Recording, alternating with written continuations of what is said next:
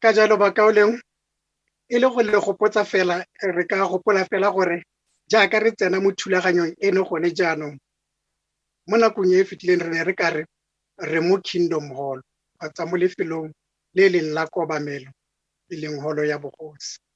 Me re ka itumela fela thata fa re ka tswelela pele re bontsha go tlotla thulaganyo eno, mme ebile gape re bontsha le gore re itumela le go tlotla mosimolodi wa thulaganyo eno e bong Jehova. Ka nako tse dingwe o ka eletsa o itebala gongwe ka ntlha ya boitumelo thata o boitamo go lokwane, then re ka nama o eme nako ya teng e tla, then e re emele pele re reetse puo eno ya tao re bone banyalani ba e leng ba rona fa ba laiwa, mme e tla re morago ba tla re laletsa gongwe ko re ka boitela mo go lokwane gone. Go šutela puo eno ya tao re tlile go bitsa brother Philanda.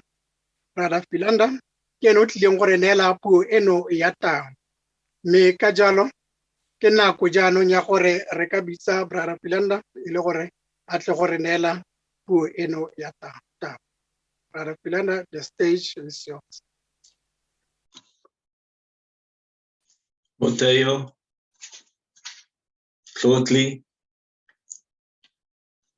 we have finally arrived at this very special day. And up till this point, lots of preparations, lots of things to take care of, stressful at times, but worth it, because here you are. And we are so happy, and we really feel privileged to be able to share this day with you. And we trust that our presence here today is going to make this day very, very special for you. Now, marriage is like a chain. Let me show you what I've got here. Marriage is like this chain, strong, unbreakable. Did you know that the world and Jehovah's people has the same view, that marriage is like this strong, unbreakable chain? But how can that be? Because we must be different from the world. So how can our view of marriage be the same? Well, the difference lies in what is at the end of this chain. You see, the world views a big iron ball at the end of this chain. There's something that traps you, that restricts you, that holds you captive. But as Jehovah's people, what do we see at the end of this chain? Well, we see an anchor, something that stabilizes. When problems rush into your life, storm into your life, this anchor is going to give you stability. It's going to keep you safe. It's going to protect you. It's going to give you peace of mind. And the world has traded this chain, this strong chain, they've traded it in for something a lot more flimsy, something that can be easily broken, something that is much weaker. So, Motheo, Tlotli, how can you enjoy a marriage that is unbreakable as this chain? How can you enjoy that kind of marriage in a time when marriages are falling apart? Well, you are going to learn quite a few things as you go on in life. And many of those things Jehovah is going to train you how to do. Other things you're going to learn from observing those who have a successful marriage, and you're going to learn from their good example. And then there are some things that you're going to learn through experience, through the hard knocks of life, as it were. But we hope that those things are just going to be few, because we don't want to learn the hard way. So what is the purpose of today's talk? Well, the purpose of today's talk is just to help the mind to adjust. Because the rest of the things, Jehovah is going to train you how to do. So we want the mind to shift. Why? Because from today, you are no longer single. From today, you are married. And that requires a major adjustment in our thinking. Now, Jehovah has trained us to live by principles. And so what is one of the main principles that marriage is based on? Well, let us go back into time, back to the Garden of Eden, when Jehovah performed the first marriage, and he gave the very first couple, he gave them a principle. Let's have a look at that principle in Genesis chapter 2, verse 24. So let's read together. Genesis chapter 2, verse 24, it says, that is why a man will leave his father and his mother, and he will stick to his wife, and they will become one flesh. Now, these words served as a principle for the very first couple and for all marriages that has taken place since then. These words, one could say, is the marriage principle. So now we need to ask the question, is it wrong to live with your mother and father after you get married? Because here the Bible is saying, leave your father and your mother. Well, in Bible times, what happened when a son got married? He walked out of the tent and he put his tent up next door, next to that one, and he moved in there with his wife. So it's not wrong to stay with your mom and dad. And it can be especially helpful if mom and dad is well along in years and they need some kind of support for the children to be close by, even to be right there, could be a real blessing. Yes, so it's not wrong. What does the Bible then mean when it says that you will leave your father and your mother?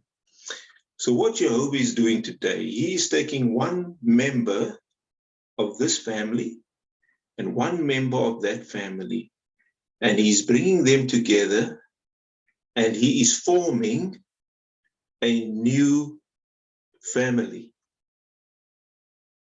So the two of you today, you are a new family, and that is something that you need to comprehend, something that you need to realize. But not only you, it's something that your parents, your family must also realize. It is something that they must accept, and it is something they must respect. Your relationship is one of exclusive devotion. The two of you are now each other's closest family. And Tlotli, Motheo, from today, is your number one priority. And Motheo, from today, Tlotli is your priority. But does this mean that we cannot ask for advice? Does it mean that our parents cannot give us advice? No, it does not mean that. Why not? Well, we need to balance this principle out with other principles in the Bible. For example, in Titus chapter 2, verse 3 to 5, Jehovah gives older sisters an assignment. What is his assignment to them? It says that they must teach the younger women to love their husbands, to love their children, to be workers at home, subjecting themselves to their own husbands. Now, Tlotli, your mom is part of the older sisters in the congregation. And Jehovah is saying, she must train you. So our parents are going to give us advice. And if other members of the congregation that may not know us very well can do that, they've got the right to do that, then what about our parents who raised us, that know us from infancy? Of course, they can provide helpful suggestions so that you can have a happy marriage. And for Motheo, what about the principle in Proverbs chapter 1, verse 5 that says that a wise person will listen and take in more instruction? So, Motheo, you are a newly married man, and you may even feel now, I'm a real man because I'm married now. But how much experience in married life do you have? It's very limited. In fact, it is zero. So we should recognize that we need help. How is the marriage going to develop? Advice from your parents, mature ones in the congregation, even asking for help is going to help you to grow and develop. But who makes the final decision on what gets done in your family? That is you. You make the final decision. And those outside your family must respect them. Now, note how verse 24 begins. It begins there with those three words, that is why. So it is linking this principle to what is said before. And so what is said before, and now, that is why a man will leave his father and his mother. So let's have a look at what was said before. In verse 22 and 23, it says, and Jehovah God built the rib that he had taken from the man into a woman and brought her to the man. Then the man said, this is at last bone of my bones and flesh of my flesh. This one will be called woman, because from man she was taken. Wow. Eve was so breathtaking, so beautiful. Another man would have been speechless, but not this man. No, Adam, he becomes a poet and he says these beautiful things. But what does this mean? Because right after he says these words, the Bible says, that is why a man will stick to his wife. Did it mean that the foundation of the marriage was this beauty that Eve had? Was that to be the foundation? Or was the foundation to be this attraction, this chemistry that Adam was feeling for this woman? Did you know that Jesus also quoted the marriage principle? So let's have a look at his words, and it is going to give us clarity on what we have read here. So let's go to Matthew chapter 19, and here we look at verse 4 through to 6. Matthew 19, 4 through to 6, Jesus says, in reply he said, have you not read that the one who created them from the beginning made them male and female, and said, for this reason a man will leave his father and his mother and will stick to his wife, and the two will be one flesh, so that they are no longer two, but one flesh. Therefore, what God has yoked together, let no man put apart. So Jesus emphasized that Jehovah brought the two together, male and female. And then he said, the man will leave his father and his mother. So Jesus was emphasizing that it was an arrangement that was instituted by God. It is just that Genesis now included Adam's response. that he says how beautiful she looks. But Jesus was emphasizing this is an arrangement by God, and what God has yoked together, this is permanent, because no man should make a separation. No man, not even you, Motheo, not even you, Tlotli, must make a separation in the marriage arrangement. Jehovah wants it to be a permanent bond. So it's not the attraction you feel for one another. It's not the chemistry. It's not how beautiful Tlotli is. It is love for God that is the foundation of this marriage. Now, you know, when I received the privilege to give this talk, Tlotli actually listened to a wedding talk of mine in the past, about 7-8 years ago. And so I thought, let me include something from that talk in her talk to connect those two talks together. And it is on this point that love for Jehovah is the foundation of a good marriage. And here I went to go dig out this triangle, and here we have what you can call the love triangle, if a person can call it that. And here at the bottom of this triangle, you have you, Motheo and Tlotli. You see, same, but different. So that is the two of you. And here at the top, this is Jehovah. Now, both of you are spiritual people. And as spiritual people, you are going to draw close to Jehovah. The more you pray, the more you do field service and engage in theocratic activities, you are moving closer to Jehovah all the time. But did you notice, as you are moving closer to Jehovah, what is happening to you? You are also moving closer to each other. If one of you move away from Jehovah, look at the distance between the two of you. You see the distance between the two of you is also growing. So when you move closer to Jehovah, you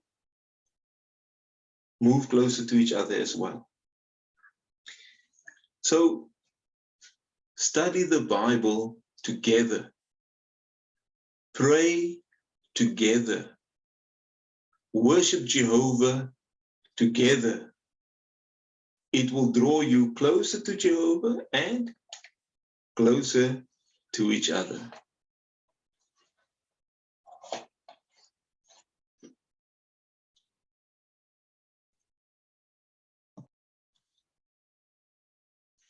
Now, did you know that the Apostle Paul also mentions the marriage principle? Let's go together to his words there in Ephesians chapter 5. Ephesians chapter 5, and we are going to read verse 31. It says there, for this reason, a man will leave his father and his mother, and he will stick to his wife, and the two will be one flesh. So here he mentions the marriage principle, but this time the Apostle Paul is mentioning it in connection to your individual roles, to your individual duties in the marriage. But what the Apostle Paul does is very nice. He breaks down the needs. He simplifies it into a formula for you, into a very basic formula in verse 33. So let's have a look at verse 33. It says, nevertheless, each one of you must love his wife as he does himself. On the other hand, the wife should have deep respect for her husband. Yes, the Apostle Paul is saying, what does a woman need? She needs to be loved. What does a man need? He needs respect. So he's talking about the individual role. So Motheo, let's first talk to you. Jehovah God assigned you to be the head of the family. It is the same Jehovah that assigned Jesus as king of the congregation, that assigned Jesus to be head of the congregation, or rather king of the kingdom and head of the congregation. Now, that same Jehovah is assigning you to be head of the family.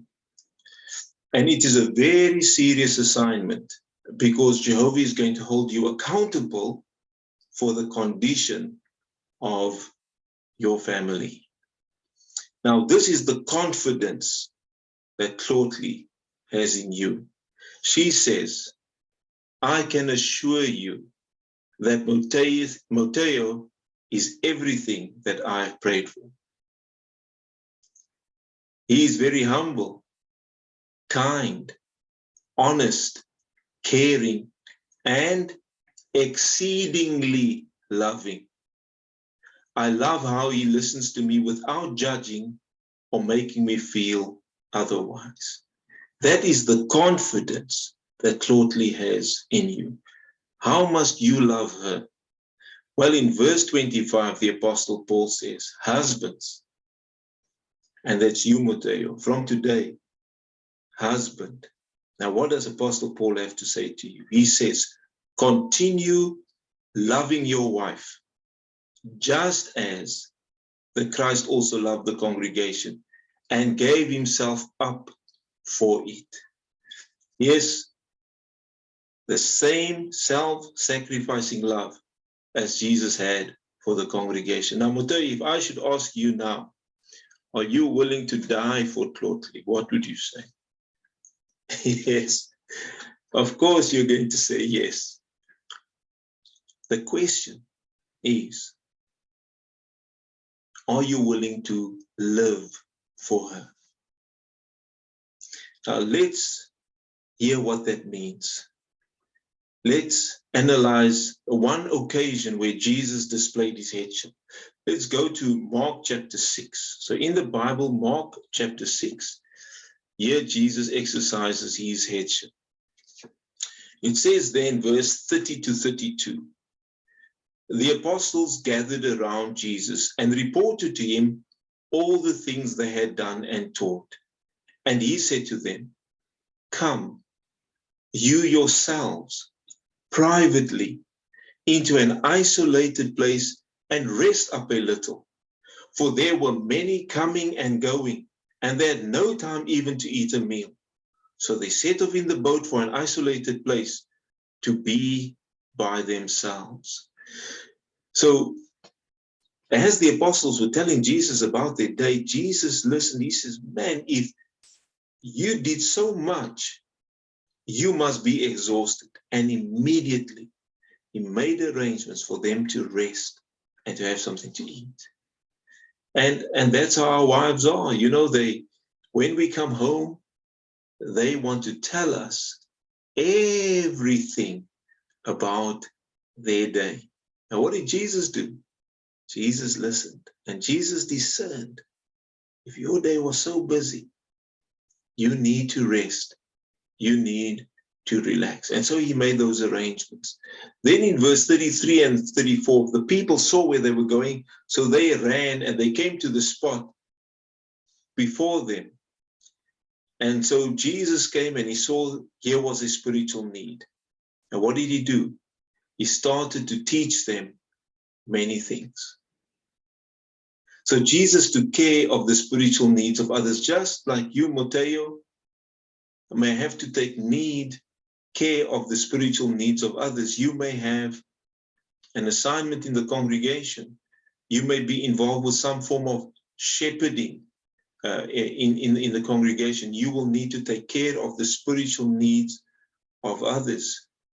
But now in verse 35, it says, the apostles came to him and said, the hour is late. And they wanted to send the people away, but Jesus said, no. Let's display hospitality. Let's give our guests something to eat. But Jesus didn't just let the disciples do it. No, he actually made the food and they served it. Because remember, they had a long day. So he helped them out. And then in verse 45, it says, then now after the guests have enjoyed themselves, Jesus said, without delay, he made them, his disciples board the boat and go to the opposite shore while he himself sent the crowd away. So he sees the guests off. He says, thank you for coming. Bye-bye. And he makes sure that his disciples who had now a long day and now the food was served, that they now go away so that they can rest. And now in verse 46 to 47, it shows that he went to the mountain to pray. So now he engages in takes care of his own spirituality. Praise to Jehovah. You may also be doing that. Personal study, preparing something for the congregation. Now, when a man, or maybe we must read verse 48 here. It says in verse 48, so when he saw them struggling to row, for the wind was against them, about the fourth watch of the night, he came toward them walking on the sea. Now, when a man is busy with spiritual things, and especially with the talk and maybe the ideas are flowing, hey, that you're writing or you're typing, the ideas are just coming, you in the zone, as it were, for the talk. And now there's a knock on the door and your wife comes in. She has a question. She has a problem. You know, it's not good to disturb a man when he's busy with spiritual things. Can't you see that I am busy now? But what did Jesus do? His bride had a problem. Jesus walked on water for his bride. So Motheo, to love like Jesus loved, does it mean that you must also walk on water? Of course not. But it means that you will always put Tlotli's needs ahead of your own. And she has many needs. She has physical needs, emotional needs, material needs, spiritual needs, recreational needs. But as a loving husband who imitates Jesus, your love for your wife will help you to put her needs ahead of your own. See, love for Jehovah makes headship a necessity. We must do it. But love for Tlotli is going to make it a pleasure to be her head. Well, now we talk to Tlotli. Remember, the Apostle Paul said the most basic thing that a woman must give is respect. And so let's see what advice he has for you in Ephesians chapter 5, verse 22 to 24. It says there, let wives be in subjection to their husbands as to the Lord, because a husband is head of his wife, just as Christ is head of the congregation, he being a savior of this body. In fact, as the congregation is in subjection to the Christ, wives should also be to their husbands in everything. Those are serious words. Those are serious words. Did you know that of all creation, only a woman has the privilege of choosing her head? Only a woman has got that right. No one else has got that privilege. But what does that mean? It means that you have chosen Motheo to be your head. It is to him that you want to be in subjection. You have decided to give Motheo deep respect. And according to Apostle Paul, that is what a man needs. Now we know that Motheo is the perfect man for you, but he is not a perfect man. He is going to make mistakes. And that is when your deep respect is going to be challenged. when he makes a decision that you don't agree with, when he makes a decision that could be wrong. Now, how are you going to display the kind of respect that will make you a woman who he can love? In the Bible, there's an example for you too, and it's the example of Esther. Now, Esther's husband, King Ahasuerus, he made a wrong decision. He actually made a decision that was contrary to Jehovah's decision, to Jehovah's will and purpose. In fact, he was fooled. Now, what man wants to hear that he was taken for a stupid? Now, how did Esther handle the situation? She knew there's a time to speak and there's a time to keep quiet. But when the opportunity to speak was right, she acted. How did she handle the situation? Let's read in Esther chapter 7. Esther chapter 7, let's read verse 3 and 4. It says that Queen Esther answered, "If I have found favor with you, O king, and if it pleases the king, let my life be granted as my petition, and my people as my request. For we have been sold, I and my people, to be annihilated, killed, destroyed. If we had simply been sold as male and female slaves, I would have kept silent. But the distress is not proper, for it will be damaging to the king." You see there the right time, the right words, the right approach, loving, humble approach, showing the king that this decision was detrimental to him. Her husband got the point. And as they say, the rest is history, because we know what happened in that situation. Now, when I asked Motheo what motivated him to get married to you, this is what he said. He said, Tlotli is a young, beautiful lady, but she is more beautiful inside than outside. She has a great personality. She's very loving and friendly, and that's how she approaches everyone, whether you're old or young. She is respectful and appreciative of the big and small things that people do for her. She is selfless. Her concerns are more about other people than herself. So you see, Tlotli, your beauty was only a contributing factor, but your spirituality, it was the deciding factor. So how does a spiritual woman handle problems? See, Esther gave us the example. Show respect, deep respect in how you speak, in what you do. Keep Motheo, look to him to make the decisions.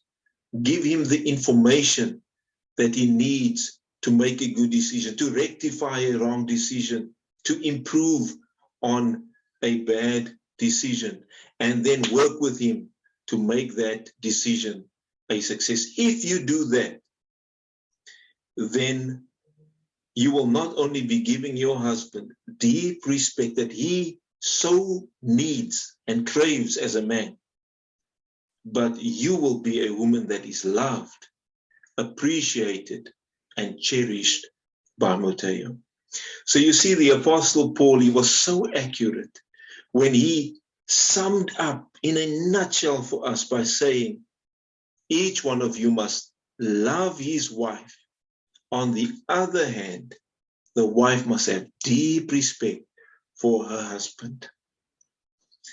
Did you know that the marriage arrangement is the only place where all four different types of love can be shown? Agape, which is Christian love, because the two of you are spiritual brothers and sisters. Storge, or the family love. The two of you are each other's closest family. Philia, which is a love amongst friends. But the two of you are each other's best friends. Eros, which is a romantic love, which you will enjoy in the marriage arrangement. What a wonderful gift from Jehovah to us. But as we've seen, both of you need to adjust the mind now. I'm no longer single. It is no longer me. It is no longer I. It is we.